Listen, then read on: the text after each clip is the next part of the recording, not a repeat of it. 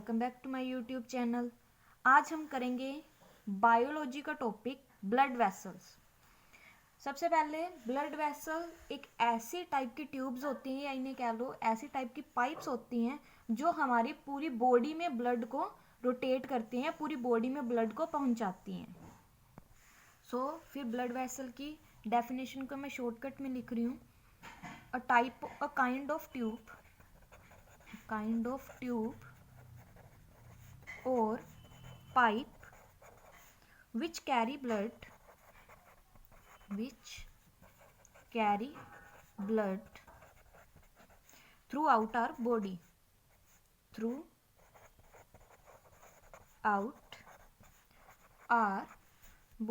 जो हमारी पूरी बॉडी में ब्लड को कैरी करती हैं उन्हें हम क्या बोलते हैं? ब्लड वेसल्स बोलते हैं। अब कहते हैं कि जो हमारी बॉडी में ब्लड वेसल के थ्रू ब्लड जाता है, ये तो बात क्लियर है। हार्ट से पूरी बॉडी में जाता है, पूरी बॉडी से डीऑक्सीजनेट होकर ब्लड वापस हार्ट तक आता है ऑक्सीजनेट होने के लिए, ये भी क्लियर है। बट कहते हैं कि अब ब्लड वेसल कितने टाइप की होती है हमारी बॉडी में? अलग अलग टाइप की होती होंगी, ऑब्वियस ही बात है। अब देखो, अगर आपके घर में पानी की पाइप लगी है, उसी पाइप से पानी आप टंकी में चढ़ा रहे हो और उसी पाइप से पानी टंकी से नीचे तो नहीं आ सकता ना आपके वॉशरूम की टैप में या आपके किचन की टैप में, उसी पाइप के थ्रू तो नहीं आ सकता। मीन्स उसके लिए हमें अलग पाइप लगानी पड़ती है ना पानी को वापस नीचे लाने के लिए।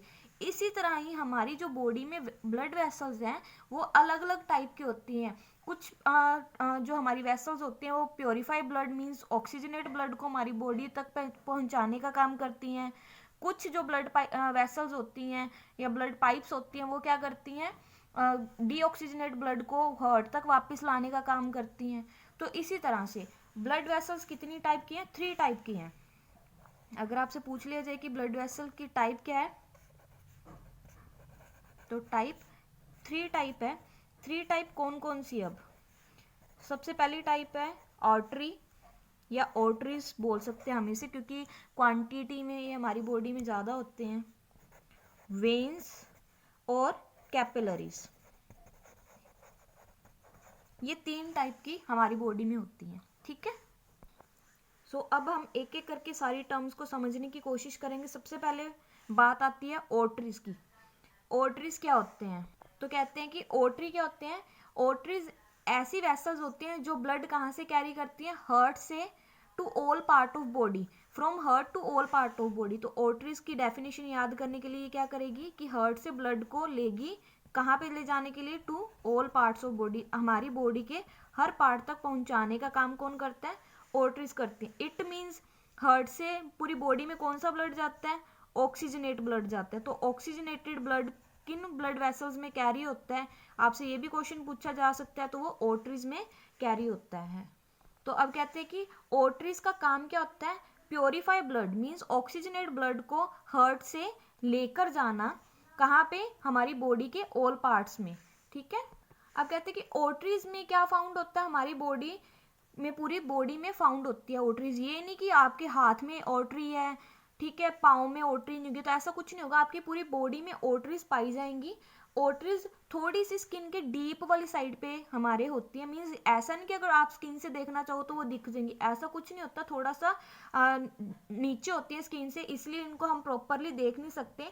जो हार्ट ब्लड लीव करता है हाई प्रेशर पे, हाई प्रेशर मतलब जैसे बाइक फुल स्पीड पे जा रहा होता है ना, वैसे ही हाई प्रेशर से ब्लड रिलीज कहाँ से होता है? हार्ट से होता है। किसकी हेल्प से? आर्टरीज की हेल्प से। आर्टरीज उस ब्लड को कैरी करती हैं। अब आर्टरीज की अगर शेप पूछी जाए, आर्टरीज कैसी शेप की होती हैं? थिक होती हैं। मतलब अगर इनकी शेप पूछी जाए तो शेप में थिक होती है, मतलब इसकी कवरिंग बहुत ज़्यादा थिक होती है। और इलास्टिक वॉल्स होती हैं। इलास्टिक वॉल्स मीन्स जैसे आप रबड़ खींच सकते हो ना, वैसे इसकी इलास्टिक वॉल्स होती हैं। क्यों होती हैं? अब ये क्योंकि जो इसमें ब्लड फ्लो करता होता है वो हाई प्रेशर पे ब्लड फ्लो करता है। जो इसकी थिक और इलास्टिक वॉल होती है वो क्या करती हैं? आर्टरीज की तो वो क्या करती हैं, ब्लड के हाई प्रेशर के थ्रू ही अपने आप को वो आगे की तरफ धकेलना शुरू कर देते हैं। मीन्स जैसे इलास्टिक रबड़ पाइप होते हैं, जैसे पाइप अगर पानी तेजी से आता है रबड़ पाइप में, हमें पानी वो प्रॉपर फ्लो करता है वो दिखता है ना पाइप के थ्रू। अगर देखोगे फुल प्रेशर पे पानी आता है, जैसे हमारे पास फायर ब्रिगेड वाले आते हैं, फुल प्रेशर पे वो आग को बुझाने की कोशिश करते हैं, तो जब वो फुल प्रेशर एकदम से पाइप के एज ऑफ द एंड पे जाके लगता है तो एकदम से धक्का लगता है उनको, मीन्स प्रेशर बहुत ज्यादा होता है। इसी तरह से ओटरीज में होता है, फुल्ली प्रेशर पे जब वो ब्लड आता है तो थिक वॉल और इलास्टिक वॉल अपने आप को भी उसी की तरह ही वो मैनेज करना शुरू कर देती हैं। अब जो मेन ओटरी है, मेन ओटरी कौन सी है, आपको हर्ट वाली वीडियो में बताया मेन ओटरी किसे बोला जाता है, ओटा को बोला जाता है। ओट्रा को मेन ओटरी बोला जाता है, जो कहाँ पे किसके साथ कनेक्ट होते हैं, लेफ्ट वेंट्रिकल ऑफ हार्ट के साथ। ये आपको हार्ट वाली वीडियो में मैंने क्लियर करा हुआ है। ओटरी को पल्मरी ओटरी भी बोला जाता है, जो राइट वेंट्रिकल के साथ ऐड होती है। तो अब इसमें दो आती है, एक तो ओट्रा आती है जो मेन वेन है, और पल्मरी ओटरी आती है। ओट्रा किधर ज्वाइन होती है हमारे पास, लेफ्ट वेंट्रिकल के साथ, और जो पल्मरी वेन है वो राइट वेंट्रिकल के साथ ऐड होती है, जुड़ी हुई होती है। ठीक है, अब जो पल्मरी ओटरी है वो क्या काम करती है, इसमें जो पल्मरी ओटरी है वो क्या काम करती है, डीऑक्सीजनेट ब्लड लेके आती है राइट वेंट्रिकल से टू लंग्स, लंग्स से डीऑक्सीजनेट ब्लड को लाकर वो देती है। क्लियर यहाँ तक? ये मैंने पूरा आपको हार्ट वाली वीडियो में एक्सप्लेन किया हुआ है। अगर आपको कुछ इसमें डाउट है कि लेफ्ट वेंट्रिकल में कैसे जाता है, राइट वेंट्रिकल में कैसे जाता है, तो प्लीज आप एक बार ब्लड हार्ट वाली वीडियो जाकर देख लीजिए।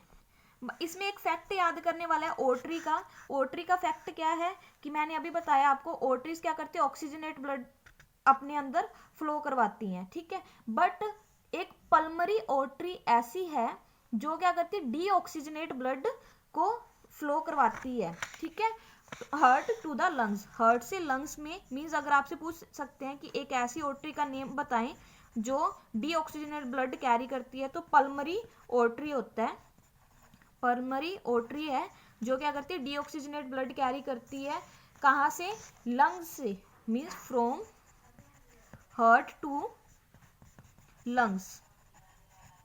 हार्ट से लंग्स में जो डीऑक्सीजनेट ब्लड कैरी करती है वो कौन होती है, पल्मरी ओटरीज होती हैं।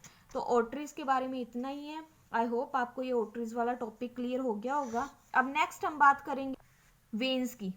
वेन्स क्या होती हैं, वेन्स भी एक तरह के ब्लड वेसल्स हैं। अगर ओटरी ऑक्सीजनेट ब्लड लेके आ रही है तो वेन्स कौन सा ब्लड लेके आएंगी, डीऑक्सीजनेट ब्लड। तो डीऑक्सीजनेट ब्लड कहाँ से आता है, अब देखो ये बिल्कुल इसका अपोजिट चलेगा, ये हार्ट से ऑल पार्ट में जाता है, ये कहाँ से आता है, ऑल पार्ट से